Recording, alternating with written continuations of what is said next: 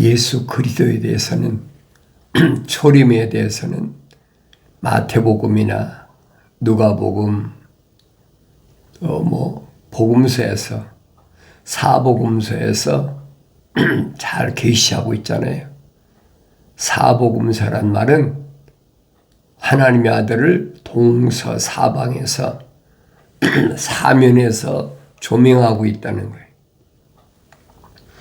그러니까 같은 내용인데도 약간씩 그 표현 방법이 다른 그런 경우가 있죠.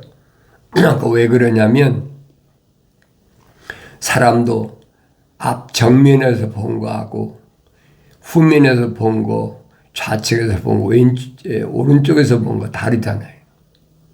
조금씩은 비유라든가 이런 것이 문자적으로 약간 다를 수가 있어도 예수 그리스도에 대해서는 사복음서에서 정확히 3년 동안 무슨 사역을 감당하셨는지 그런 부분이 정확히 기록되었습니다.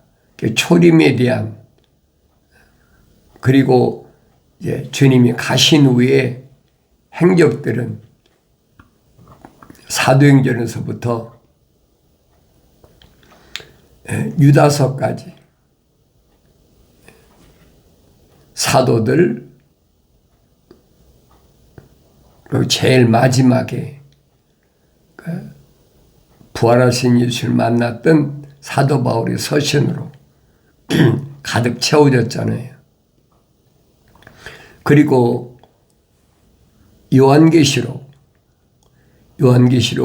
재림에 관한 구체적인 언급이 기록이 됐어요. 그래서 예수 그리스도에 관한 계시라 했어요. 그래서 요한계시록은 재림하실 때 오실 주님 어떻게 오시느냐 구체적으로 사도 요한을 통해서 증거된 말씀을 볼 수 있습니다. 그래서 예수 그리스도에 대하여 하나님께서 그의 아버지 그렇게 표현했잖아요. 하나님 그의 아버지를 위하여 우리를 왕들과 제사장들로 삼으신 그분께 영광과 권세가 영원토록 있을지어다. 우리를 왕들과 제사장들로 삼았다. 그랬어요. 왕들은 주님이 만왕왕으로 재림하실 때 순교자들, 목배임을 다 순교자들은 수가 있어요. 주님도 이방인들이 때가 찰 때까지 그렇게 표현해. 이방인들의 때, 이방인들의 그 숫자가 있어요. 때가 찰 때까지. 그때까지 이스라엘 방황한다는 거죠. 2000년 전에 이미 사도 바울을 통해서 충분히 바울 서신을 통해서 설명이 됐습니다. 그럼 마지막에 한 가지 뭐냐? 예수 그리스도의 재림. 그때는 만왕의 왕으로 재림하신다. 누구하고 재림하시느냐? 여기 보면 천사들과 하늘의 천사들과 그다음에 순교자들 그리고 구약에 있는 성도들 천년왕국에 참여할 구약에 있는 성도들 부활했잖아요. 마태복음 보면은 주님이 십자가에 못 박혀 죽으실 때 다 이루었다 할 때 구약의 성도들의 무덤이 열리고 부활했던 모습을 우리가 볼 수 있잖아요. 그러니까 부활하지 않고는 절대 주님의 재림에는 동참할 수가 없다. 누구든 마찬가지. 그래서 첫째 부활에 참여하는 자, 첫째 부활에 참여하지 못하는 자, 첫째 부활에 참여하지 못하는 자는 언제까지는 천년왕국이 끝날 때까지 그랬어요. 근데 하늘 아래서는 천년이지만은 하나님의 시간은 하루예요. 주님이 가신 이후에 다시 올 때까지 하나님의 시간은 이틀밖에 안 돼요.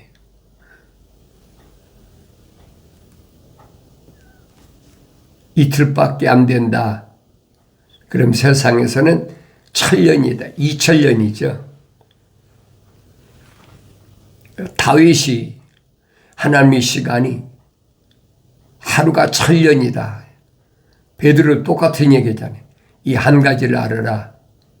하나님의 하루는 세상의 천년이다. 하나님의 존재를 생각해 보세요. 우리가 천년을 살아도 하나님의 시간이 하루밖에 안 돼. 그러니까 하나님의 시간은 우리가 피조물이 측정할 수가 없어요. 어떻게 측정하겠습니까? 부활체는 시간과 공간을 초월하는 것이 부활체다. 그걸 성령 받아야 깨달아요. 지금이야 육신이 이렇게 입혀 있으니까 하루에 몇 시간 일하고 몇 시간 자야 육신이 또 피곤이 회복되고 뭐 여러 가지로 설명하잖아요. 그러나 육신은 흙이니 흙으로 돌아가 버리면 육신 안에 있는 내가 나온다는 얘기예요. 그걸 부활체라 그래요. 거기에 몸이 있고 혼이 있고 성령, 영이 계시다. 영이. 거룩한 영. 아무나 되는 건 아니라고 그랬잖아요. 같이 하늘 아래서 무슨 성경 읽어보세요. 하늘 아래서 무슨 안식일을 지키고 주의를 지키고 뭐하고 하는데 어디 있나. 그건 다 로마 캐토릭이나 캐토릭에서 나온 개신교에서 만드는 거예요. 그러니까 속지 말라는 그 기독교 아니에요, 여러분. 누차 강조하는 게 그거예요. 기독교는 하나님의 아들이 육신을 꼬셔서 시작된 거예요. 거룩한 하나님의 생명의 호흡으로 조성된 자들, 다시 말하면 그 이름이 하늘나라의 생명체에 기록된 자들, 그들 중심으로 만들어진 것이 뭐냐? 그게 에클레시아라는 얘기예요. 주님의 교회, 하나님의 집. 내가 성령 받아야 깨닫지요. 책망받고 돌이키라. 내용을 부어서 내 말들을 알게 하리라.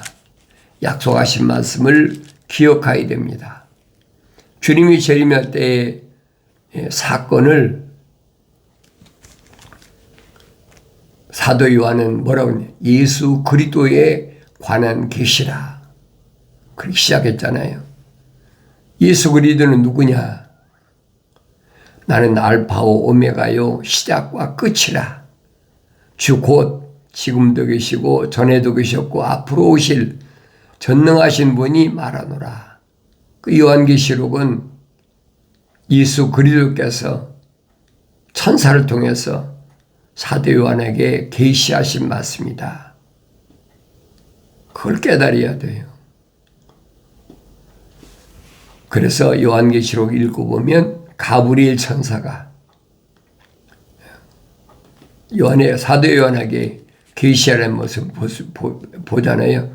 너희 형제이며 환난과 예수 그리스도의 왕국과 인내에 동참하는 자인 나 요한은 하나님의 말씀과 예수 그리스도의 증거로 인하여 반모라는 섬에 있었느니라 그랬어요. 너희 형제가 누굽니까? 아몬의 형제 됩니까? 하나님의 아들이 밝히잖아요. 누가 내 형제이며 자매이며 모친이냐? 하나님의 거룩한 생명으로 조성된 사람이 성령 받아서 완성돼야 형제가 되는 거예요. 사도들 보잖아요. 형제, 바울, 그 형제는 아무나 형제가 되는 게 아니에요. 껍데기, 육신이 혈통적으로 같이 났다고 형제가 되는 게 아니란 말이에요. 그러니까 형제이며 그랬죠. 누구의 형제? 너희의 형제라. 나와 여러분의 형제라는 얘기예요. 누가? 사도 요한이 2000년 전에 확실히 밝혀졌잖아요.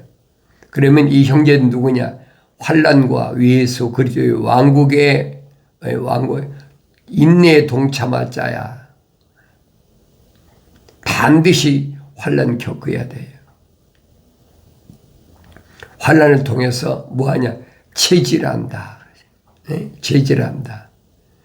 2000년 전에도 사도들이 다 견뎠잖아요. 2000년 후에 오늘도 마찬가지야.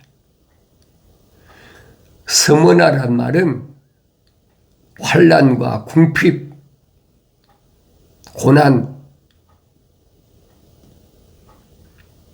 하늘 아래서 자연인은 해당이 안 돼요. 아무나 환난 당하는 거 아닙니다. 환난과 궁핍, 인내, 동참하는 자라.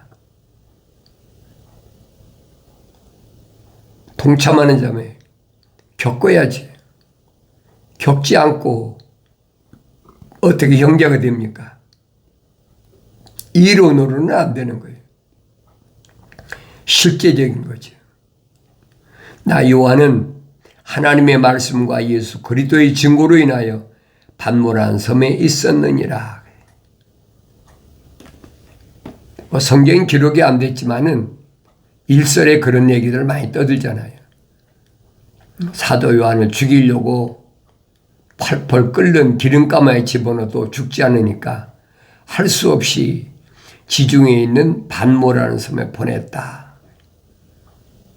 기름가마에 집어넣었던 말은 성경이 없으니까 그 믿을 일이 아니지만은 어쨌든 사도 요한을 죽이려고 해도 죽이지 못하니까 지중해는 아시잖아요. 반모라는 섬이 있는데 거기는 돌섬입니다. 석산. 그러니까 로마가 세상을 통치할 때 그 모든 그 건물 질 때 돌로 졌잖아요. 그러니까 그 돌을 뜨는 돌로 된 섬. 거기는 그 스코핀 전갈이 우글거리는 곳이에요. 거기다가 유배 보냈다. 귀양 보냈다는 얘기예요. 내가 주의 날에 성령 안에 있었으며 나파소리 같은 큰 음성을 내 뒤에 들었는데 그렇지? 내가 주의 날에 성령 안에 있었다는 말은 주의 날이라는 건 무슨 말입니까? 지금 카렌다로 따지면 일요일이라는 거예요. 그 왜 일요일입니까? 지금 카렌다로 따르니까 일요일인 거예요. 다른 카렌다로 따지면 일요일이 아니에요. 그런 부분을 알아야 되죠. 금요일 날 죽으셨다가 일요일 날 부활하셨다. 그게 주의 날이란 말이에요. 그러니까 날과 달과 해와 절기를 지키지 않는 것이 기독교라면 2000년 전에 왜 사도 요한이 주의 날이라고 했을까? 죽으셨다. 부활하신 날이란 말이에요. 부활하신 날을 주의 날이라 그렇게 기록했습니다. 그래서 성령 안에 있었으며 그랬죠. 성령으로 충만했다는 거예요. 그러니까 성령으로 충만한 사람은 아무리 죽이려고 해도 그 사명 끝날 때까지는 안 되는 거예요. 하나님의 아들도 오셨을 때 얼마나 유대인들이 돌로 쳐 죽이려고 얼마나 기회를 노리고 있었습니까? 그러나 안 되는 거예요. 3년이라는 그 기간이 꽃이 피어야 되니까. 그건 하나님의 큰 그림이에요. 창조하신 그림. 여러분도 나하고 똑같아. 성령 받으면 각자가 사명이 있기 때문에 그 사명을 온전히 감당해야 된다는 거예요.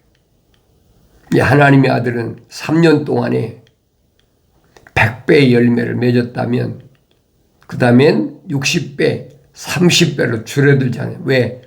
세상이 악하니까. 그만큼 힘든 거예요. 과학이 발달한다는 말은 세상이 악하다니 그만큼 악이 발달했다는 얘기. 그걸 깨달아야 됩니다. 말씀하시기를 나는 알파와 오메가요 처음과 마지막이라. 그러므로 네가 보는 것을 책에 써서 아시아에 있는 7교회 곧 에베소, 서머나, 버가모, 두아디라, 사대, 필라델피아, 라오디게에 보내라 하시더라. 7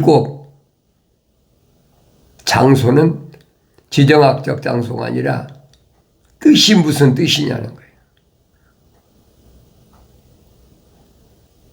그걸 깨달아야 되잖아요.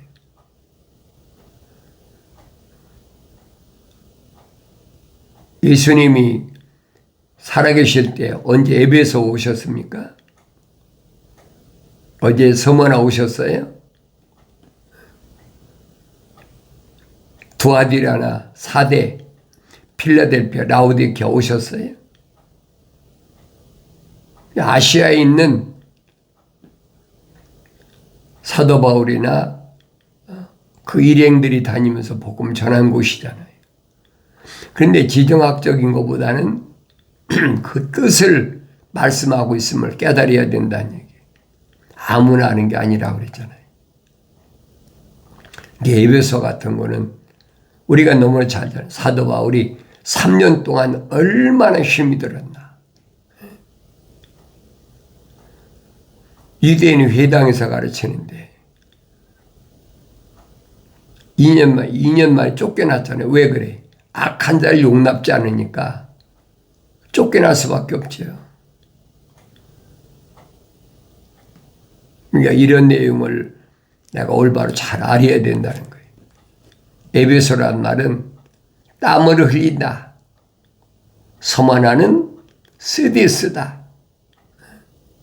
고통, 환난, 궁핍이 가득한 곳. 그 다음에 퍼가모란 말은 우상의 제국, 흑암시대, 캄캄하니까 사람들이 뭔가 의지하려고 그러잖아요.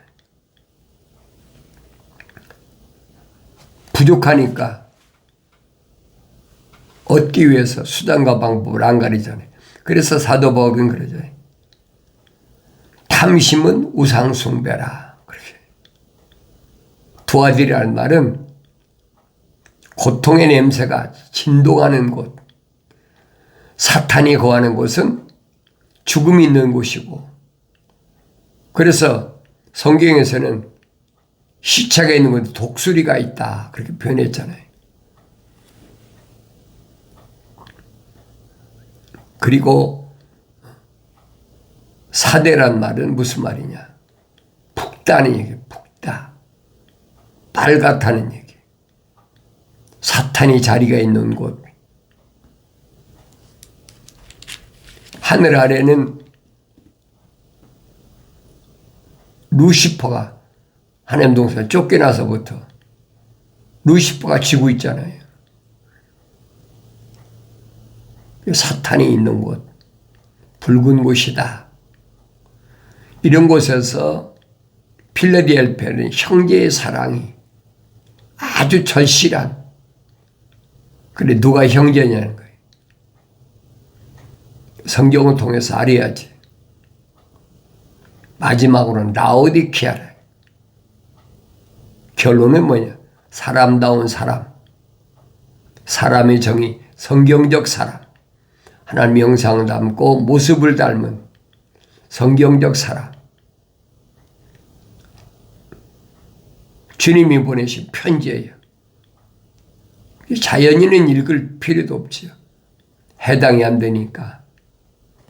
나에게 말씀하신 그 음성을 보려고 돌아서니 7 금초대가 보이더라 그랬어요. 7 금초대. 7 금초대가 뭡니까? 금초대란 말은 촛대는 교회를 가리키는데 7 금초대란 말은 지구가 둥글기 때문에 지구 전체 가운데서 촛대를 나누는데 7으로 나눈 겁니다.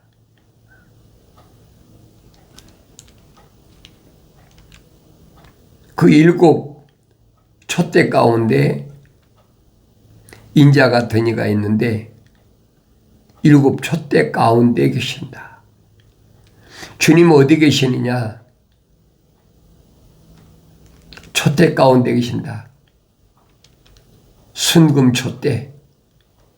불순물이 다 빠져버리고 온전히 황금으로 된 금촛대.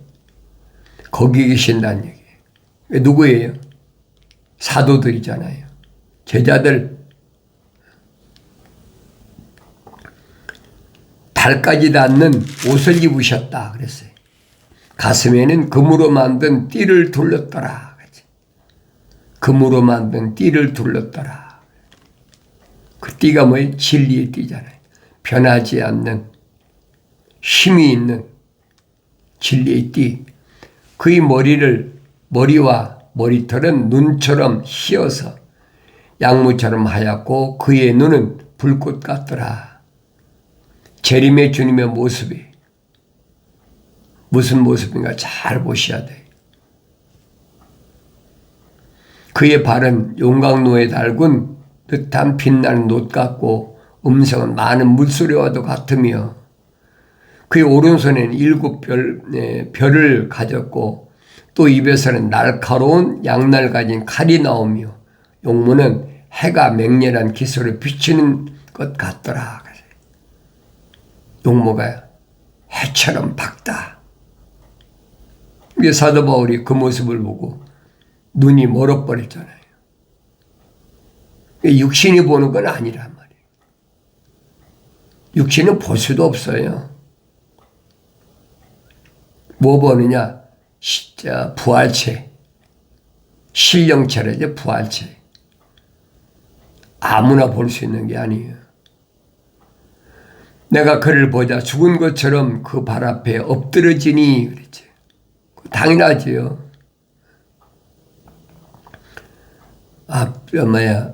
모세가 시내산에 갔을 때 누굴 만났습니까? 불을 다스린 천사. 정면을 보지도 못해서 뒷모습만 봤는데도 얼굴에 광채가 나서 이스라엘 백성 앞에 수건을 쓰고 왔다고 그러잖아요. 시내산에서는 불을 다스리는 천사. 호렙산에서 가시덤불 꺼 나타난 천사. 그러니까 요한계시록에 나오니까 올바로 깨달으라는 얘기예요. 거룩한 자를 밤에는 불기둥으로 인도하신 자. 누굽니까? 하나님의 동산을 지키는 자예요. 불칼로 지키는 자.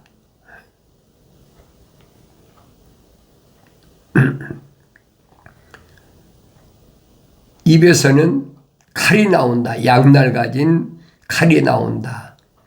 양날 가진 칼을 뭐라고 그랬어요? 사도 바울은 성령의 검이다 그랬잖아요. 말씀의 검. 마귀가 시험하려고 다룰 때 단칼에 물리쳐버린 하나님의 입에서 나온 말씀. 하나님의 입에서 나온 말씀 뭐라고 그랬어요? 약속과 명령이잖아요. 양날 가진 약속과 명령. 그 말씀 앞에는 사탄이도 꼼짝 못해요. 사람이 떡으로만 사는 것이 아니라 하나님의 입에서 나오는 말씀으로 사느니라. 그 명령 앞에 꼼짝 못하잖아요. 그래서 죽은 자처럼 엎드려졌다. 그가 내게 오른손을 얹고 나에게 말씀하시니라. 두려워 말라. 나는 처음과 마지막이요. 나는 살아있는 자며 죽은 자였으나 보라. 영원 무궁토록 살아있노라. 아멘. 또 내가 지옥과 사망의 열쇠들을 가졌노라. 만왕의 왕, 하나님의 아들, 그분이 오신다는 얘기예요. 우리가 기다리는 대상은 누군가 잘 아셔야 돼요. 그러므로 내가 본 것들과 현재 있는 일들과 이후에 일어날 일들을 기록하라. 내가 본 것은 나의 오른손 위에 있는 7별과 7 금초대의 신비라. 금초대의 신비, 아무나 아는 것이 아니에요. 7별은 7교회의 천사라 그랬죠. 7별은 7교회의 천사들. 천사를 통해서 사도 요한에게 보냈잖아요. 소식을 전하죠. 소식. 주님이 계실 때도 하나님께서 나를 위하여 12군단을 준비한 게 안 보이느냐. 군단. 여러분 성경의 부호는 요한계시록 보면 똑같다고 그랬어요. 척수도 똑같고 피조물이 사용하는 이 언어는 또 천사다가 똑같다고 그랬어요. 그럼 12군단이면 생각해 보세요. 얼마나 많은가. 하나의 군단이면 3개 사단이 하나의 군단이에요. 군인 갔다 온 사람 알죠. 그러면 적어도 한 4만, 5만 명, 한 군단이 병력이 그렇단 말이에요. 일반 군대는 거기에 기계와 사단도 포함되니까. 그런데 12군단이면 생각해봐요. 거의 60만이나 된다. 근데 하나님의 아들에게 그렇다면 순교자들에게 또 얼마나 많겠습니까? 셀 수 없는 거예요. 엄청난 그 어둠이 미가엘 하늘의 군대잖아요. 성경에 빠진 것이 없습니다. 그러니까 선지자 이사야가 말 한마디 할 때 사내립이 예루살렘을 치려고 데려왔던 18만 5천이 하룻밤에 몰살해버리잖아요. 이게 실제적인 사건이에요, 여러분. 그걸 우리가 성령 받지 않고 어떻게 알겠어요? 성령 받지 않으면 읽어도 이거 너무 과장됐다. 있을 수 없는 얘기다. 이게 믿어지지 않는 거예요. 책망받고 돌이켜라. 그럼 내 영을 부어서 내 말들을 알게 하시겠다고 약속하신 하나님 아버지의 약속의 말씀을 믿음으로 성령 충만한 복된 삶을 살아가길 바랍니다.